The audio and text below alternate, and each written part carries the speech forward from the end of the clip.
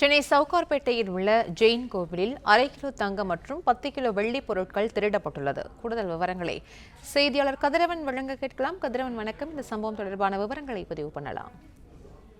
Sowcarpet mint தெருவில் புதிய மந்திர் ஜெயின் கோயில் செயல்பட்டு வருகிறது. 70 ஆண்டு பழமையான இந்த கோயிலில் பூட்டை உடைத்து உள்ளே சாமி சிலை இருந்த கிரீடங்கள் மற்றும் தங்க ஆபரணங்கள் திருடப்பட்டிருக்கிறது.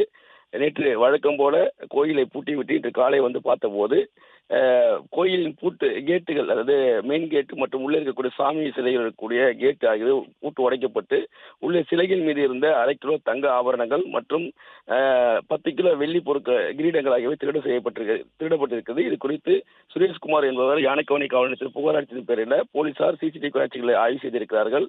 அப்பொழுது முகமூடி அணிந்த ஒரு நபர் உள்ளே புகுந்து 1 மணி நேரமாக கோயிலுக்குள் இருந்து இந்த கொள்ளை சம்பவங்களை அரங்கேற்றி விட்டு தப்பி செல்லக்கூடிய காட்சிகள் பதிவாகியிருக்கிறது.